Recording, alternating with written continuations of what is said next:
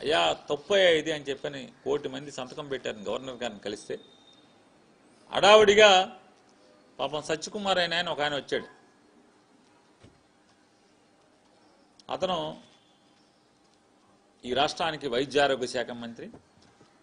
అదొక పసుపచ్చ పుష్పం. సాధారణంగా కమలం ఎట్లా ఉంటుంది? ఎరుపుగా కింద ఆకుపచ్చగా భారతీయ జనతా పార్టీ రంగైన ఆ పువ్వు ఎరుపు, అదే కాషాయము ఆకుపచ్చ ఉంటుంది. ఈ పువ్వు, ఈ సత్యకుమార్ అనే పువ్వు పూర్తిగా పసుపు పువ్వు అయిపోయింది. ఇది ఈ పసుపు పువ్వు వచ్చి మాట్లాడతాడు. ఏమని మాట్లాడతాడు? అడావుడిగా లోకేష్ గారు పడుకున్నాడు ఇంట్లో. పడుకుంటే లోకేష్ కర్రోడు ఇచ్చుకుని 4 బాది, లెగరా బాబు జగన్మోహన్ రెడ్డి మన కొంప కూలుస్తుంటే మేమేదో కాలేజీల మీద వ్యాపారం చేసుకుందాం అనుకుంటే జగన్మోహన్ రెడ్డి రచ్చరచ్చ చేస్తున్నాడు. నీకు మంత్రి ఇచ్చాం, సంపాదించుకుంటాక అవకాశం ఇచ్చాం, లేనని 4 బాది తరిగితే అడావుడిగా నిద్రలోంచి లేచి వచ్చి మన లోకేష్ ఇచ్చిన కాగితం గబగబా చదివేసి డాంబికాలు పోతున్నాడు. ఏమంటాడు? జగన్మోహన్ రెడ్డి గారు గవర్నర్ని కలిసి ఇచ్చాడు.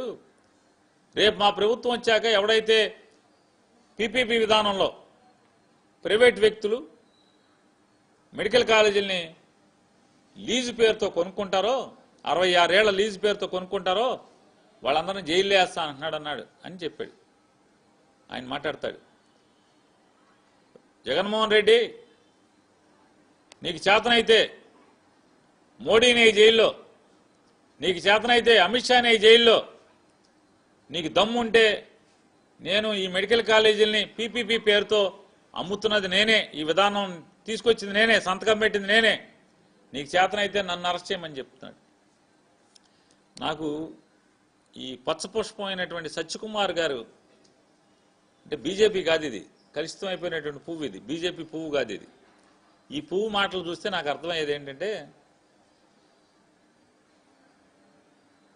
వెనకటికి కూడా చెప్పాను, నన్ను కొడితే కొట్టావు కానీ మా నాన్న కొట్టు, మా అన్నయ్యని కొట్టు, మా బామ్మర్దిని కొట్టాను, మొత్తం ఊళ్ళో మా బావను కొట్టని మా ఇంటి వాళ్ళందరినీ కొట్టించా అంటే, ఎందుకంటే నాతో పాటు అందరూ కొడితే అందరికి సమానం అయిపోద్ది కదా అని చెప్పాను. ఇతను తొంత ఎట్లా ఉందా అంటే, వెనకటికి అంటే పురాణ పురుషులు చెప్పేటువంటి కథ ఒకటి గుర్తుకొస్తుంది. శివుడి మేడలో నాగేంద్ర స్వామి ఉంటాడు కదా. శివుడి మేడలో నాగేంద్ర స్వామి కాలకుర్చాలు తెచ్చుకుంటాకి డ్యూటీలో ఎవడు దొరుకుతాడా అని చుట్టూ చూస్తే ఎవడు దొరకలేదంట. గబాలన అటుగా ఒక బురదపాము వెళ్తుందంట.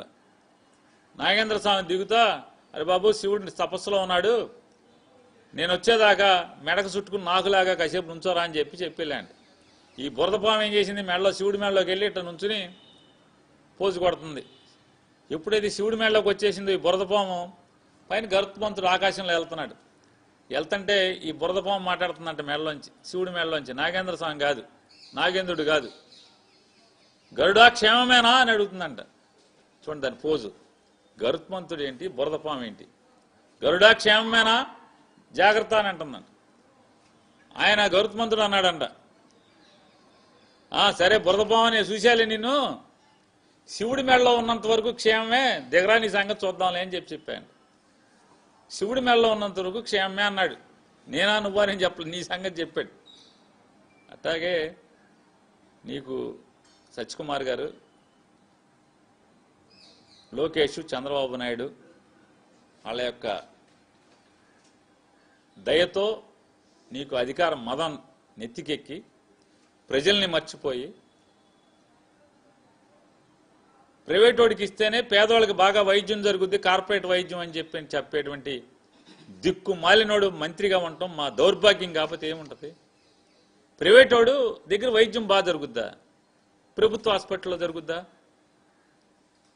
నేను అడుగుతున్నాను, నువ్వు మోడీ గారి గురించి చెప్పావు, అమిత్ షా గురించి చెప్పావు కదా, ఎయిమ్స్లన్నింటినీ ఎందుకని ప్రైవేటైజ్ చేయట్లేదు మీరు?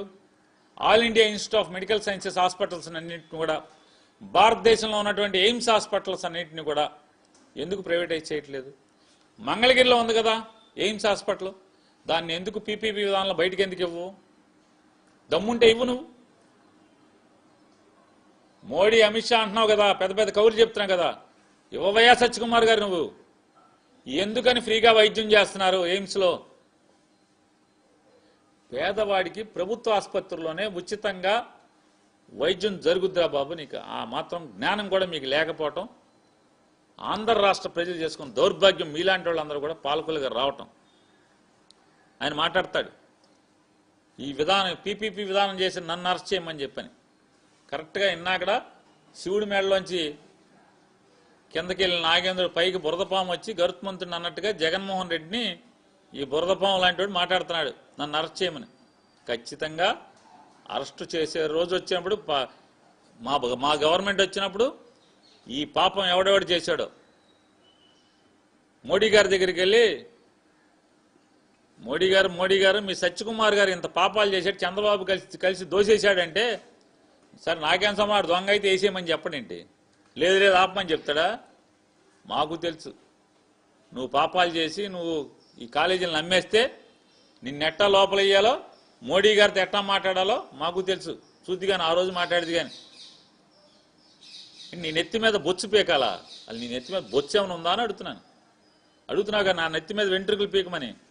వెంట్రుకలు కూడా పీకలేవు జగన్మోహన్ రెడ్డి. జుట్టున్నోడికి కూడా పట్టదు అది. ముందు నెత్తి మీద వెంట్రుకలు మొలిపించుకుని హైదరాబాద్లో ఇప్పుడు డబ్బులు తీసుకుని బాగా మొలిపిస్తున్నారు. వెళ్ళి ముందు నెత్తి మీద బొచ్చు మొలిపించుకుని తర్వాత ఆ ఛాలెంజ్లు చేయాలి సత్యకుమార్ గారు. నిదట్లో లోకేష్ లేపాడని పరిగెత్తుకొచ్చి ఏది పడితే అది మాట్లాడి,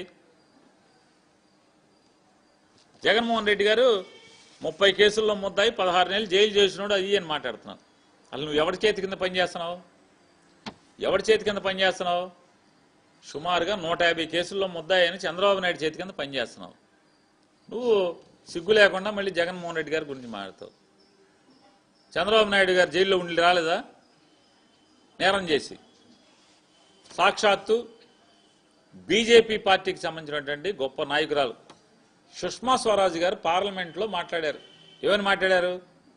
అరే దిక్కుమాలిన కాంగ్రెస్ వాళ్ళారా, రాజశేఖర రెడ్డి గారు బతికున్నంతకాలం జగన్మోహన్ రెడ్డి గారు మంచోడా? రాజశేఖర రెడ్డి గారు చనిపోయి మీకు ఎదురు చెప్తే, జగన్మోహన్ రెడ్డి మీకు ఎదురు తిరిగితే, మీకు బానిసలాగానే బతకనని చెప్పి ఎదురు తిరిగితే జగన్మోహన్ రెడ్డి నేరస్తుడయ్యాడా అని భారతీయ జనతా పార్టీకి సంబంధించినటువంటి సుష్మా స్వరాజ్ గారు. మీకులాగా రంగులు మార్చే పువ్వు కాదు ఆవిడ, నికార్సైన పువ్వు, నికార్సైన కమలం ఆవిడ. మరి ఆవిడ ఏం చెప్పింది పార్లమెంట్లో? నీ బోర్డు సర్టిఫికేట్ నీకు కావాలా జగన్మోహన్ రెడ్డి గారి గురించి? నీ సర్టిఫికేట్ నువ్వు చెబితే గవర్నమెంట్ హాస్పిటల్లో డాక్టర్లు సూపరింటెండెంట్లు నీ మాట లెక్క చేయరు. నువ్వు మళ్ళీ నీ సర్టిఫికేట్ పెట్టి మాకు కావాలా? నీ సర్టిఫికేట్ ప్రజలు లెక్క చేస్తారా జగన్మోహన్ రెడ్డి గారికి ఇచ్చేటండి సర్టిఫికేట్ని? ఇవాళ ఖచ్చితంగా సత్యకుమార్ గారు నువ్వు జుట్టు మొలిపించుకుని నువ్వు ఇక్కడ చేస్తున్నటువంటి అవినీతి, ఎక్కడైతే మెడికల్ కాలేజీల్లో నీ చేయి కూడా, అంటే నీ మీద కూడా పాపం అంటుతుంది కాబట్టి ఆ సంపాదించుకున్న పాపంతో జుట్టు మొలిపించుకురా హైదరాబాద్ వెళ్ళి. ఖచ్చితంగా 2 ఏళ్ల తర్వాత 3 ఏళ్ల తర్వాత మేము వచ్చే గవర్నమెంట్లో నీ జుట్టు పీకుతాం లేదు చూద్ది. కానీ జుట్టు లేనుండి ఏం పీకుతాం, ఉన్నోండి అయితే పీకుతాం. కానీ కాబట్టి నోరు మాట్లాడేప్పుడు సభ్యత సంస్కారం, నోరు సంభాళించుకుని మాట్లాడితే ఖచ్చితంగా మీరు చేసి చూడండి. సత్యకుమార్ గారు మోడీ గారి దగ్గర నీ పాపాలని చెప్పి ఖచ్చితంగా వేయటం ఖాయం అనేది కూడా ఏం భయపడాల్సిన పని లేదు. అట్లాగే ఎవరైతే చంద్రబాబు నాయుడు గారి మాటలను నమ్మి, సత్యకుమార్ మాటలను నమ్మి, సత్యకుమార్ ఉన్నాడు కదా మోడీ గారి దగ్గర, అమిత్ షా గారి దగ్గర, ఆయన చూసుకుంటాడే పైరువి చేస్తాడే అని మీరు అనుకుంటే ఖచ్చితంగా ఆయనతో పాటు మీరందరూ కూడా ఈ పాపంలో ప్రజల ఆస్తిని దోచేయటానికి ఎవరైతే అడుగు ముందుకేశారో